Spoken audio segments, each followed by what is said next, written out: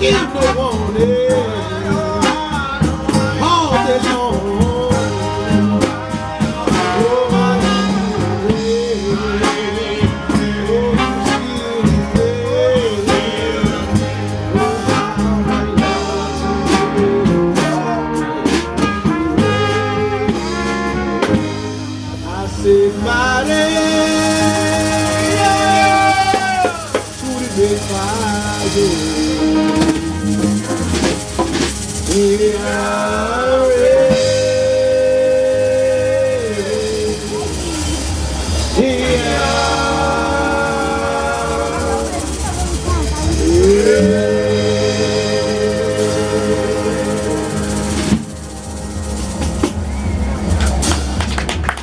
Thank you all. So I want to introduce myself. My name is Chief Joseph Bordreaux Jr. of the Golden Eagles, Black Masculine Indian Tribe from New Orleans. And who I have with me, we are the Rumble. And we're going to start talking to you guys today a little bit about the Mardi Gras Indian and Black and Masculine Indian tradition. You see I have some of my suit up here for display for you guys to see. But before we get into the suit, I want to talk to you guys a little bit more about the origin of, you can go ahead, the origin of these suits and this tradition that we have in New Orleans that go back all the way back to the 1800s. It's not gonna stay. We'll fix that. So a lot of you guys probably know down in New Orleans they have a carnival tradition or Mardi Gras tradition in the city. But there's another side of Mardi Gras that you guys may not know. This side is built on pageantry, it's built on tradition and culture of Black and Native people.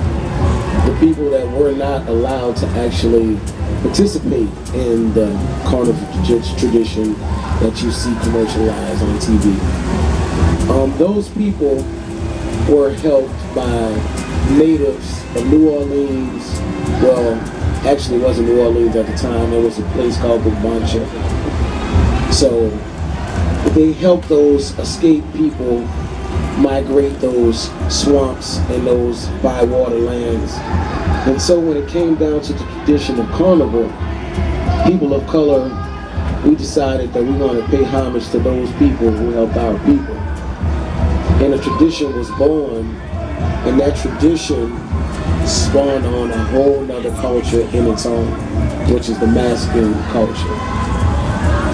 We want to talk about some of the origins of the culture before we get into our next segment, Bob? Yeah, sure. So, the Black masculine Indian culture in particular the origin story is during times of slavery in Louisiana. They had enslaved African people that were trying to find freedom. So naturally, the first instinct is to escape. So that's what a lot of people did. They escaped from the plantations, from indentured servitude, from slavery, from whatever the situation that they were in New Orleans and in the surrounding areas in Louisiana. And they escaped, and when they escaped, where did they go? They had to go somewhere, and who was out there? The Native American people of Louisiana. We had many different tribes that some of them still exist today in their original places, like Choctaw. We have Muskogee, we have Houma, Greater Houma people that kind of encompass a lot of those people, Chickasaw, lots of different groups that lived in and around New Orleans. And those people actually took in a lot of the escaped slaves. So they would take them into their communities, not only harboring them, but actually starting families with them, creating a hybrid tradition and culture along the way. And this is going on in the early 1700s, like 1730s and 40s. And during this time, as this happened more and more, the French colonists started getting a little bit nervous about the fact that you had Black people getting together with Native Americans, starting to kind of like build up and find freedom within that, and being too strong for them to deal with.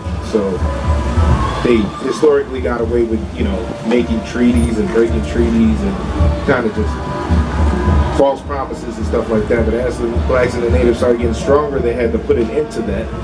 So what they did is they actually, during the what people call the French and Indian War in the 1760s, they sent a lot of black people with the promise of, if they were to go do this military campaign, they would gain freedom, and they sent them to go massacre Indian villages in South Louisiana to try to drive a wedge between the black people and the natives.